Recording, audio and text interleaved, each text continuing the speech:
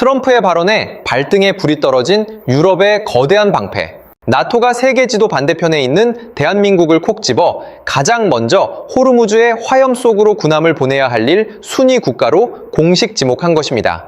지구 반대편에 있는 서방의 안보기구가 도대체 왜 자신들의 생존을 위해 한국 해군의 바지가랑이를 다급하게 붙잡고 늘어지는 걸까요?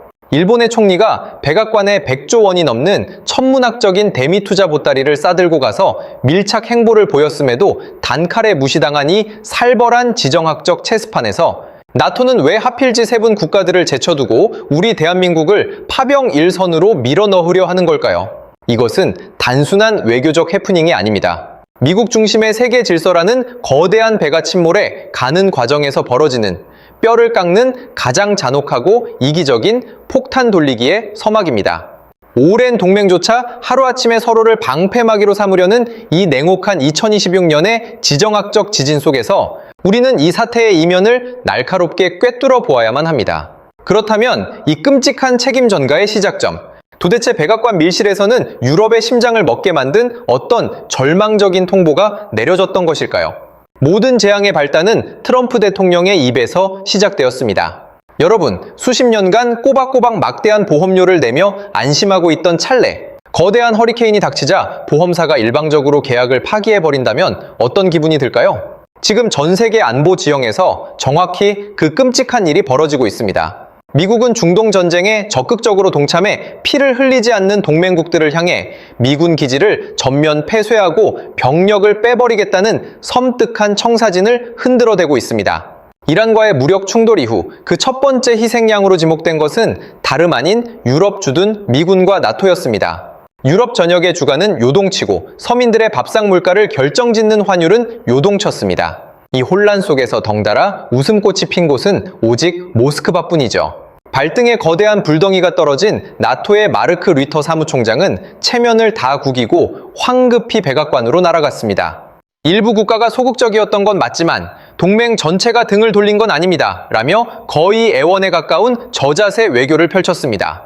하지만 결과는 처참했습니다. 트럼프는 보란듯이 자신의 SNS에 이렇게 적었습니다. 우리가 필요할 때 나토는 없었고 앞으로도 없을 것이다. 이것은 단순한 불평이 아니라 서방 동맹의 사망 선고와 다름없었습니다. 그의 살생부 가장 윗단에는 유럽의 경제대국 독일과 스페인이 올랐습니다. 그리고 여기서 우리의 등골을 서늘하게 만드는 이름이 등장합니다. 바로 대한민국입니다. 당장 호르무즈 해협에 불바대 군함을 보내지 않았다며 트럼프는 우리를 향해 배은망덕하다는 프레임을 씌워버렸습니다. 수십 년간 북한의 위협에서 지켜줬더니 고마운 줄 모른다는 노골적인 비난이었죠. 옆 나라 일본의 다카하시 총리가 백악관으로 달려가 무려 100조 원이 넘는 막대한 대미 투자 보따리를 안기며 트럼프와 진한 포옹을 나누었지만 그 천문학적인 청구서, 방어막조차 단숨에 무너지고 말았습니다. 돈으로도 압으로도 막을 수 없는 이 거대한 안보 위기 속에서 왜 하필이면 유럽의 거대 군사기구 나토는 스스로의 생존을 위해 대한민국을 순위 방패막이로 삼으려 한 것일까요? 그들은 도대체 무슨 속내를 숨기고 있는 것일까요? 도대체 왜 나토는 굳이 아시아의 끝자락에 있는 한국을 제물로 선택했을까요? 그 근본적인 원인을 파헤치려면 우리는 지금 나토가 느끼는 공포의 본질을 들여다봐야 합니다. 여러분, 나토라는 거대한 군사동맹을 하나의 프랜차이즈 기업이라고 상상해 보십시오. 이 기업의 압도적인 최대 주주이자 핵심 안보 자산을 제공하는 물주가 바로 미국입니다. 만약 미국이 자본을 빼고 철수해버린다면 유럽을 지키던 나토라는 간판은 하루아침에 방어력 없는 껍데기로 전락합니다. 유럽 국가들은 지금까지 트럼프의 험악한 발언들을 그저 무역 협상에서 양보를 얻어내기 위한 사업가적 허세 정도로 치부해왔습니다. 하지만 이란을 향한 미국의 갑작스럽고 무자비한 군사공격을 목격한 순간 유럽의 지도자들은 뼛속까지 시린 식은땀을 흘렸습니다. 이 사람은 안보라는 생명줄을 진짜로 끊어버릴 수 있는 사람이구나. 자신들의 안방이 무주공산이 될 사상 초유의 위기 속에서 나토 사무총장의 유일한 지상과제는 어떻게든 트럼프의 분노를 잠재우고 미국의 탈퇴를 막는 것이 되었습니다. 성남 백악관을 달래기 위해 당장 호르무즈의 최전선에 대신 총대를 매줄 듬직하고 만만한 방패막이의 명단이 필요했던 것이죠. 그런데 왜 하필 막대한 자금력을 가진 일본이 아니라 한국이 1순위였을까요? 여기서 우리는 세계 안보 지형의 판도를 뒤흔든 놀라운 지정학적 변화와 마주하게 됩니다. 미국의 유력 매체 뉴욕타임스가 이번 중동의 전운을 가리켜 무엇이라고 분석했는지 아십니까? 바로 K방산의 거대한 쇼케이스라고 칭했습니다. 지난 수십 년간 서유럽 국가들이 평화에 취해 국방비를 삭감하고 무기 공장의 문을 닫을 때 휴전 국가인 한국은 묵묵히 실전적인 무기를 찍어내며 체급을 키웠습니다. 그 결과 현재 한국의 실질적인 해군 동원력과 함정 보유수는 전통의 해양 강국이라 불리는 일본을 훌쩍 뛰어넘어 압도하고 있습니다. 중동 국가들과 이스라엘 언론조차 전쟁 이후 한국과의 방산 협력에 천문학적인 자금을 쏟아부을 준비를 하고 있다고 연일 보도 중입니다. 콧대 높던 유럽조차 이제 한국의 제조업과 군사력을 G7과 동급의 강력한 파트너로 인정할 수밖에 없었던 것입니다. 트럼프의 비위를 완벽하게 맞추면서도 즉각적인 전투력을 투사할 수 있는 최고의 카드, 그것이 바로 한국이었습니다. 하지만 벼랑 끝에 몰린 유럽이 간과한 혹은 알면서도 철저히 자신의 이익을 위해 눈을 감아버린 치명적인 딜레마가 하나 있습니다. 지금 대한민국이 호르무즈 해협에 군함을 파견해 이란을 적으로 돌린다는 것은 한국 경제와 외교의 근간을 뒤흔드는 끔찍한 연쇄 붕괴의 뇌관을 건드리는 것과 같습니다. 과연 우리 대한민국은 나토가 내민 이 독이 든 성배 이면에서 어떤 참혹한 청구서를 마주하게 되는 것일까요? 한국이 짊어져야 할 첫 번째 딜레마, 바로 이란과의 관계입니다. 여러분, 전 세계에서 이란의 심장부에 대사관을 정상적으로 유지하고 있는 국가는 단 3곳뿐이라는 사실을 알고 계십니까? 그중 하나가 바로 우리 대한민국입니다. 서방의 혹독한 경제 제재 속에서도 어떻게든 대화의 끈을 놓지 않고 우호적인 관계를 아슬아슬하게 유지해온 우리가 하루아침에 호르무즈 해협에 군함을 끌고 가 이란의 심장에 총구를 겨눈다. 이것은 수십 년간 공들여 쌓아온 중동 외교의 탑을 스스로 무너뜨리는 끔찍한 자해 행위나 다름없습니다. 심지어 70년 혈맹이라는 미국의 파병 요청 앞에서도 애매하게 답변을 미루며 피말리는 외교적 줄타기를 하고 있는 판국입니다. 그런데 평소 K방산에 눈길 한번 주지 않던 서유럽이 갑자기 동지애를 외치며 호르무즈의 불바다로 우리를 밀어 넣으려는 이 상황, 과연 누가 선뜻 고개를 끄덕일 수 있겠습니까? 하지만 유럽의 진짜 속내는 단순한 총알바디 요구에서 끝나지 않습니다. 그들은 한 발 더 나아가 전 세계 경제 지도를 뒤바꿀 거대한 판을 짜고 있습니다. 이른바 경제 나토의 구상입니다.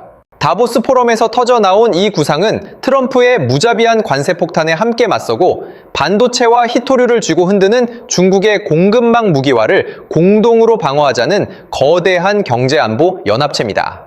유럽은 이 거대한 방패의 핵심 퍼즐로 한국과 일본을 강력하게 지목하고 있습니다. 언뜻 들으면 무역과 수출로 먹고 사는 우리 경제에도 든든한 방어막이 생기는 꽤나 솔깃한 제안처럼 들리지 않습니까? 그런데 대한민국은 이 달콤한 제안에 얼음장처럼 차갑게 반응하고 있습니다. 도대체 왜일까요? 그 해답은 바로 유럽이 보여준 소름 돋는 이중성에 있습니다. 시계를 조금만 되돌려 보십시오. 트럼프 대통령이 호르무즈 파병을 요구했을 때 유럽 국가들은 어떻게 행동했습니까? 독일은 이것은 우리의 전쟁이 아니다 라며 칼같이 선을 그었고, 프랑스는 상황이 다 끝나면 논의하자며 발을 뺐으며 급기야 유럽 27개국은 공식적으로 참전 거부 선언문까지 낭독했습니다.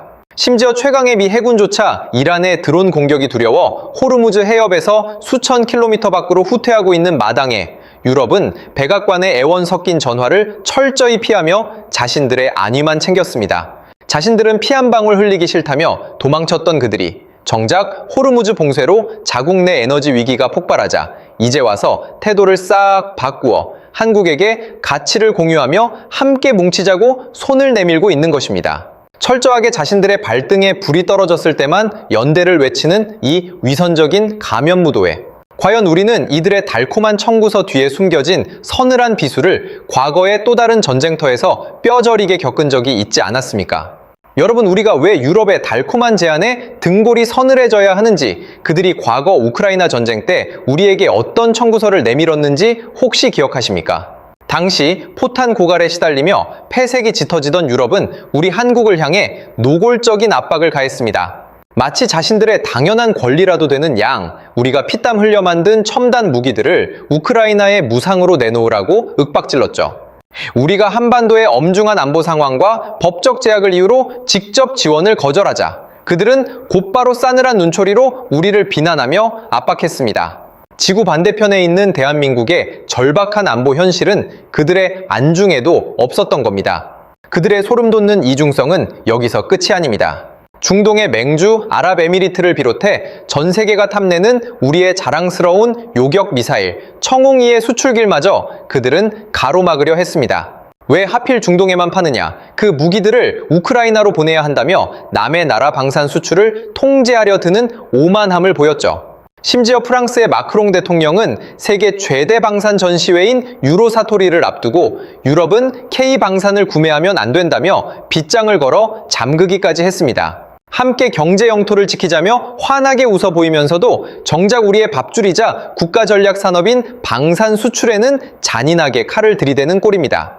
최근 수십조 원의 판돈이 걸린 캐나다의 초대형 잠수함 도입 사업은 또 어떻습니까? 우리 한국이 압도적인 납기와 기술력으로 유리한 고지를 점령하자 유럽은 갑자기 독일의 손을 번쩍 들어주며 유럽 세이프 금융 프로그램이라는 막강한 초저금리 대출 무기까지 쥐어주었습니다.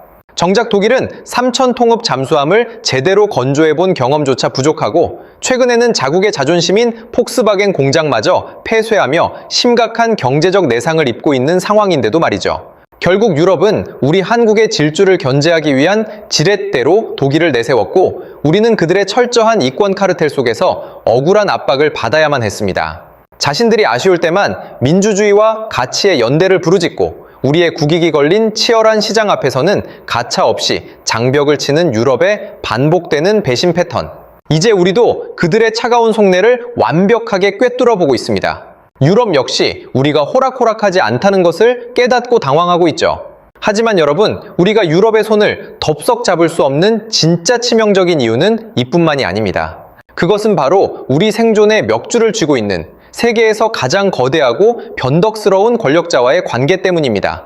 과연 대한민국은 지금 어떤 피말리는 지정학적 딜레마의 늪에 빠져 있는 것일까요? 여러분, 여기서 우리가 마주한 가장 거대하고 서늘한 현실을 직시해 봅시다. 아무리 유럽의 변덕이 얄밉고 그들의 이중성이 소름 끼친다 해도 우리의 멱줄을 쥐고 있는 진짜 고용주는 여전히 백악관에 앉아 있습니다. 트럼프 대통령이 방위비 분담금을 천문학적으로 올리려 하고 관세 폭탄을 무기로 주한 미군 철수 카드를 만지작거리는 껄끄러운 파트너인 것은 분명한 사실입니다. 하지만 냉정하게 계상이 두드려 봅시다. 지구상에서 북한의 핵 위협을 머리에 이고 사는 우리에게 실질적인 핵우산을 제공하고 가장 강력한 전쟁 억지력을 발휘하는 국가는 오직 미국뿐입니다. 심지어 트럼프 대통령은 철저한 비즈니스맨의 관점에서 돈을 적게 쓰기 위해 과거 미국 대통령들이 엄두도 내지 못했던 파격적인 조치들을 우리에게 허락했습니다. 한국의 미사일 사거리 지침을 무제한으로 해제하고 핵 추진 잠수함 개발의 빗장을 풀어주며 대한민국 자주국방의 족쇄를 끊어준 장본인이기도 하죠. 게다가 우리는 이미 미국이라는 거대한 시장에 반도체, 배터리, 자동차 등 수백조 원에 달하는 천문학적인 투자금을 쏟아부은 상태입니다. 미국 역시 AI 산업과 첨단 무기 체계를 유지하기 위해 한국의 압도적인 제조업 인프라가 절실하게 필요합니다. 한미 양국은 이미 피를 나눈 군사동맹을 넘어 기술과 자본으로 꽁꽁 묶인 거대한 경제적 샴쌍둥이가 되어버린 것입니다. 만약 우리가 유럽이 내민 경제 나토 가입 문서에 덜컥 도장을 찍는다면 어떻게 될까요? 트럼프는 이것을 당장 미국에 대한 반역으로 규정할 것입니다. 여러분, 이것은 결코 뉴스에나 나오는 먼 나라 이야기가 아닙니다. 당장 내일 아침 여러분의 지갑을 찢어놓을 끔찍한 현실입니다. 분노한 미국이 한국산 수출품에 무자비한 보복 관세를 때리는 순간 수출로 먹고 사는 대한민국의 경제 엔진은 차갑게 식어버릴 것입니다. 공장들은 가동을 멈추고 환율은 통제 불능의 상태로 폭등하겠죠. 원화 가치가 휴지 조각이 되면 우리가 수입해오는 석유와 식량 가격은 미친 듯이 솟구치게 됩니다. 당장 서민들의 밥상 물가, 출퇴근 주유비, 그리고 영끌족들의 대출 이자가 폭발적으로 치솟는 끔찍한 인플레이션의 재앙이 우리 일상을 덮치게 되는 것입니다.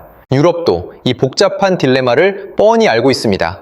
그럼에도 그들이 끈질기게 우리 바지가랑이를 붙잡는 이유는 단 하나, 한국이 없으면 자신들의 연합은 속 빈 강정에 불과하다는 뼈저린 현실 때문입니다. K방산의 무기 생산력, 세계 1위의 조선업 정비 능력, 그리고 첨단 반도체 제조력. 한국이라는 튼튼한 엔진이 빠진 유럽의 경제 나토는 그저 종이호랑이에 불과하니까요. 자, 여기서 여러분께 묻고 싶습니다.